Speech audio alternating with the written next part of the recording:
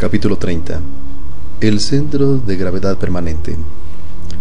No existiendo una verdadera individualidad, resulta imposible que haya continuidad de propósitos. Si no existe el individuo psicológico, si en cada uno de nosotros viven muchas personas, si no hay sujeto responsable, sería absurdo exigirle a alguien continuidad de propósitos.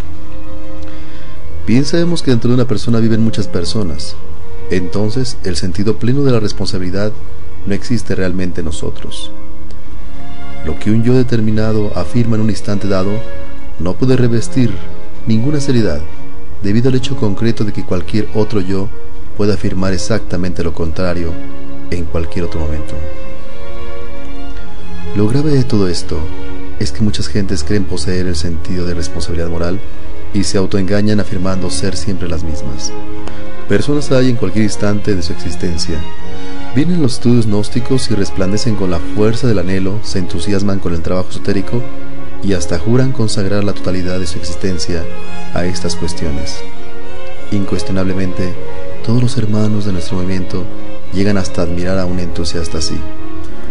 Uno no puede menos que sentir gran alegría al escuchar personas de esta clase, tan devotas y definitivamente sinceras.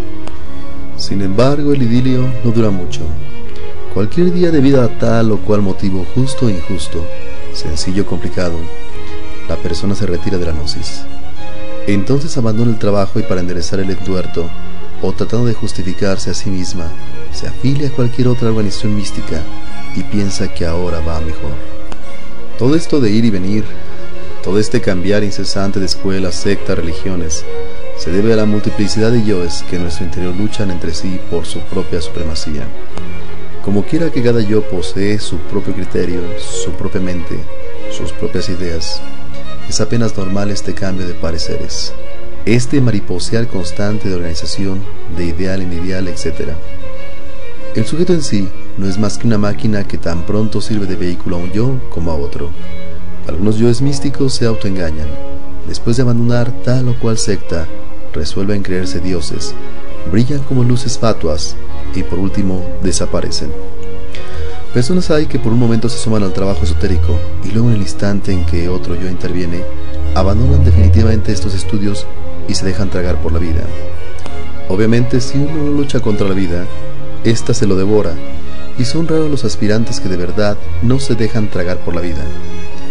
Existiendo dentro de nosotros toda la multiplicidad de yoes, el centro de gravedad permanente no puede existir. Es apenas normal que no todos los sujetos se autorrealicen íntimamente.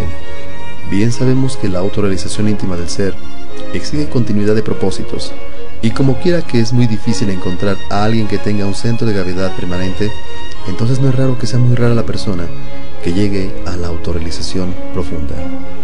Lo normal es que alguien se entusiasme por el trabajo esotérico y que luego lo abandone.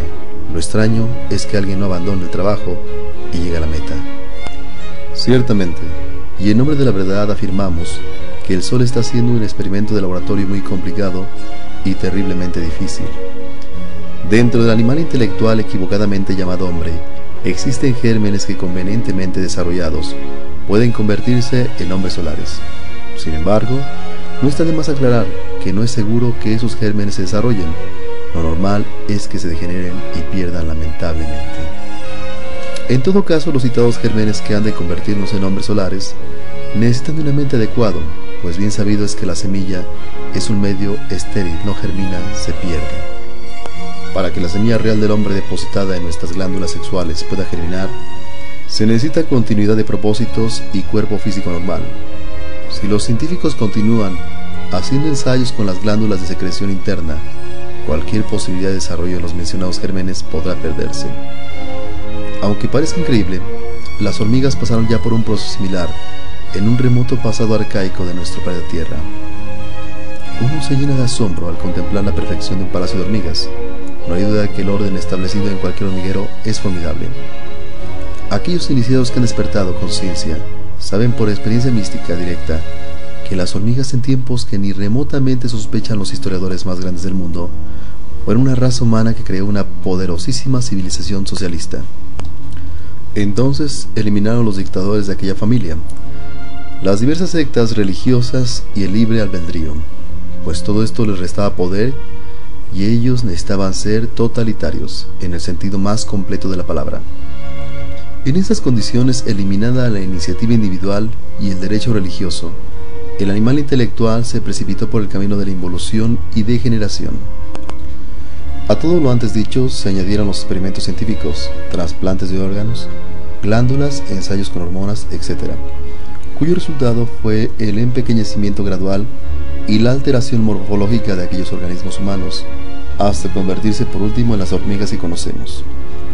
Toda aquella civilización, todos esos movimientos relacionados con el orden social establecidos se volvieron mecánicos y se heredaron de padres a hijos.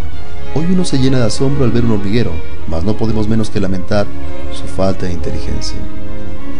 Si no trabajamos sobre sí mismos, involucionamos y degeneramos espantosamente. El experimento que el Sol está haciendo en el laboratorio de la naturaleza, ciertamente además de ser difícil, ha dado muy pocos resultados.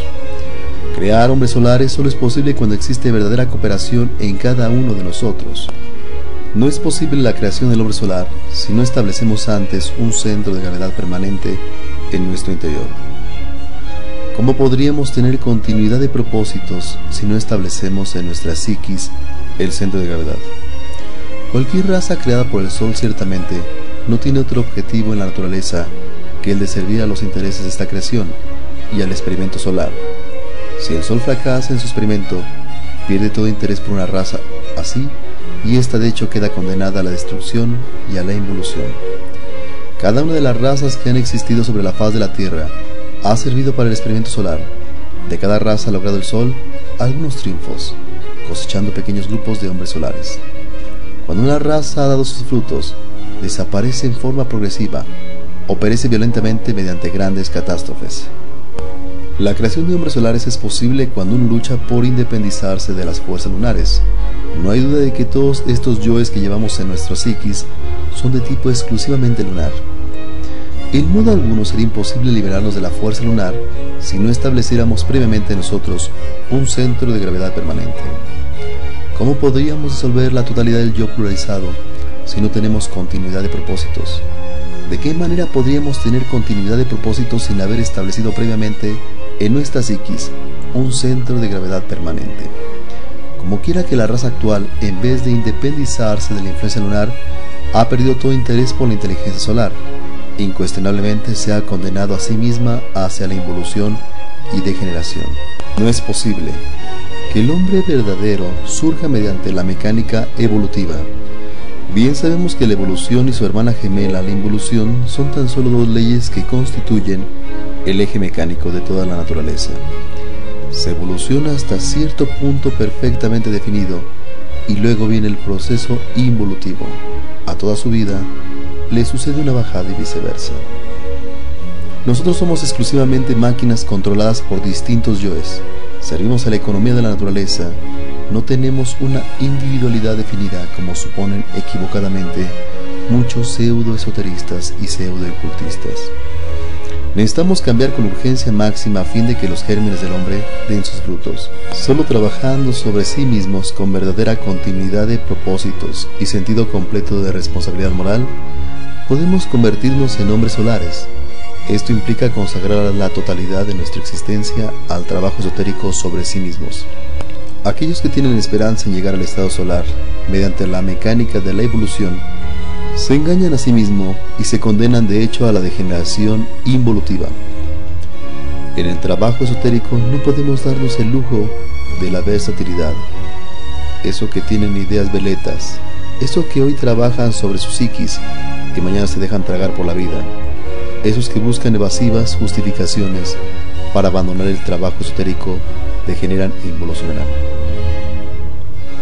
Algunos aplazan el error, dejan todo para mañana mientras mejora su situación económica, sin tener en cuenta que el experimento solar es algo muy distinto a su criterio personal y a sus consabidos proyectos. No es tan fácil convertirse en hombre solar cuando cargamos la luna en nuestro interior. El ego es lunar. La Tierra tiene dos lunas.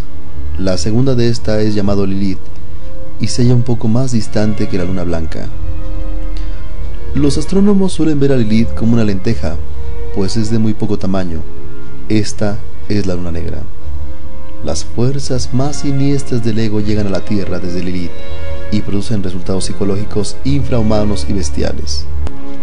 Los crímenes de la prensa roja, asesinatos más monstruosos de la historia, los delitos más insospechados, etc., se deben a las ondas vibratorias del Lilith.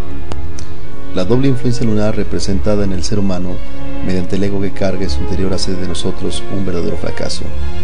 Si no vemos la urgencia de entregar la totalidad de nuestra existencia al trabajo sobre sí mismos con el propósito de liberarnos de la doble fuerza lunar, terminaremos tragados por la luna, involucionando, degenerando cada vez más y más dentro de ciertos estados que bien podríamos calificar de inconscientes e infrainconscientes.